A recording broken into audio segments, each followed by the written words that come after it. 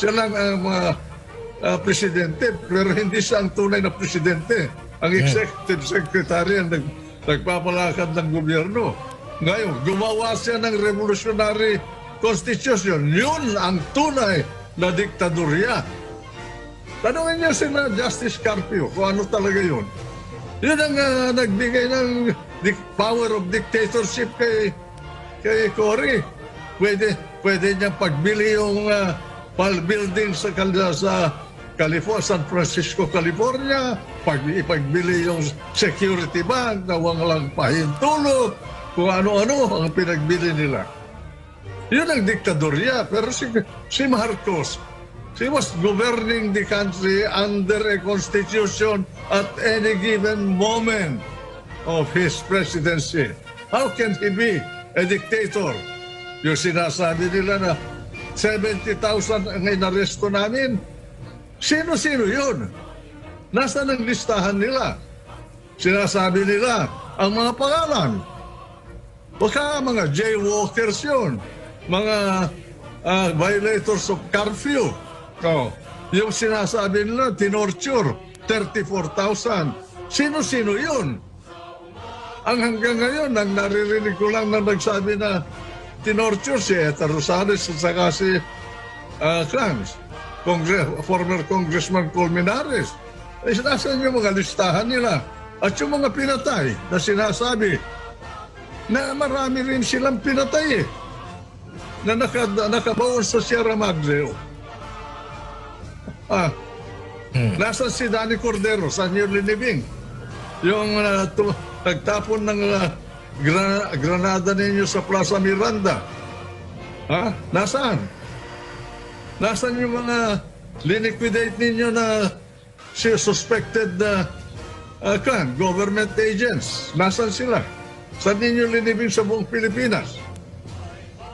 Yung mga sundalo na pinatay ninyo, mga pulis, hanggang ngayon i-ambush ninyo. Kamakailan lang dito sa probinsya ng Cagayan, 6 sa inyong mga tauhan, wasak ang mga mukha nila sa bala. At ang daming sugatan na nag-surrender. Ngayon, ano yan? Sino kalaban ninyo? Sino ang pinaglalaban ninyo? Sinong kalaban sa kagera ninyo? Gobyerno ng Pilipino. Gobyerno na naghahalal ngayon ng mga tao na hahawak ng kapangyarihan sa ating bansa. Yan ang linalabanan ninyo. Ano ba ang uri ng gobyerno na ibig ninyong itayo sa Pilipinas pag kayo panalo? Hindi ba diktatorya yun? Yung kay Putin, ganun ang gusto ninyo Yung kay Chung-un sa North Korea, kagaya ni sa Nicaragua, Ortega, kagaya ni Castro sa Cuba. Yun ang gusto ninyong sistema ng gobyerno. Kami, ayaw namin yun. Karamihan ayaw nun. Yun ang diktadorya.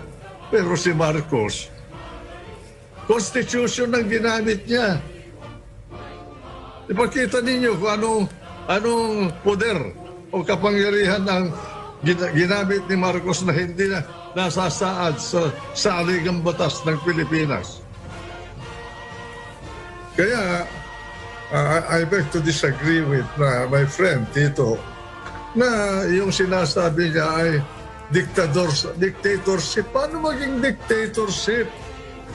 Si Presidente Marcos, isipin ninyo, he was operating under the 1935 Constitution all the time under martial law. He was operating under the 1973 Constitution until 1986. How can he be considered a dictatorship?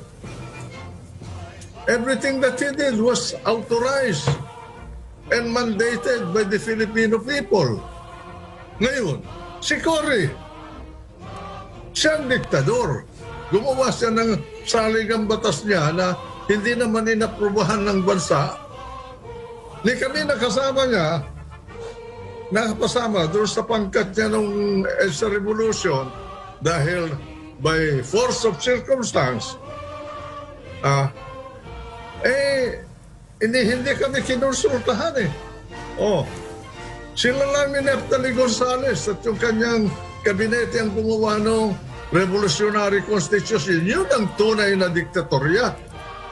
At yung ipinipresenta ng kaliwa na gobyerno, yun ang diktadorya. Pero yung kay Marcos, legally, constitutionally, how can it be a dictatorship? I-explica nga nila. Let them explain. Ngayon, yung sinasabi ng mga abuso, 74,000 arrested, 34,000 tortured, and more than 3,000 killed. Nasaan yung mga yun? Ang listahan nun? Sino-sino yun? I have been in the middle of the whole thing. Until now, only Eta Rosales and Colmenares appeared to complain na na-torture sila. Nasaan yung mga tinorture? Bakit hindi sila nag-file ng mga kaso hanggang ngayon? Pabalik-balik yan ang history na sinasabi ni Tito na nangyari ay hindi naman nangyari yan eh.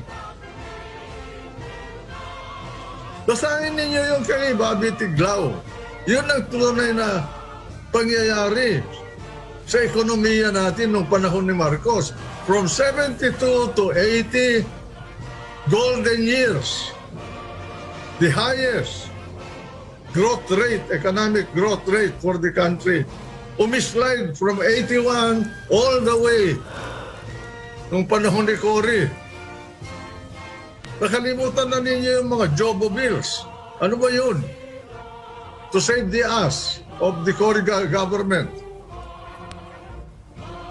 Mga anti-Marcos ang gumawa ng istorya na. They revise everything. Pati ba naman yung pangyayari sa revolution, sinasabi nila silang may gawa nun. Yeah. Hindi kami kumikibo. We do not grab any credit. We did what we did based on our notion of what is good for the country, not because we want power. Mm-hmm. Kung gusto lang namin ng power nun, inaresto ko na lahat sila. Mm-hmm. Ano magagawa nila nun? Ako, binabansagan nila na magnanakaw dahil nakasakdal ako. Mm-hmm. Hanggang ngayon, hindi umuusad yung kaso namin sapagkat bulok yung ebidensya ng gobyerno. Yung kanilang paratang hindi mo maintindihan. Ayan, nakabinbin. Hindi sila hindi po umuusad yung trial. Unang-una, yung mga nagsasalita, marami rin silang kasalanan, nagnakaw din sila eh. PDAP, na polis, mga retrato nila na ang lalaki, pero itinago nila. Kami ang kinasuhan nila. Hindi ko kilala yung napolis na yun kung sino yan. Ngayon, para may lihis nila yung mga sarili nila. Ayan. Ang lalaki ng mga bahay-bahay nila sa mga probinsya nila. Doon sa Batanes, makita mo parang palasyo yung bahay ng isang tao ni Noynoy Aquino. Kaliit-liit na probinsya. Saan nanggaling yung kayamanan niyang yun? Pag sinuri ang katotohanan, makikita mo na mas malaki ang ninakaw ng mga iba kung may mga nakaw man yun. Pero alam ko, yung ibinibintang kay Marcos, karamihan yan, hindi nanggaling sa kaban ng bayan. Kung gusto nila imbestigahin yung kabuhayan ko, di libre sila. I invite them to conduct a thorough investigation.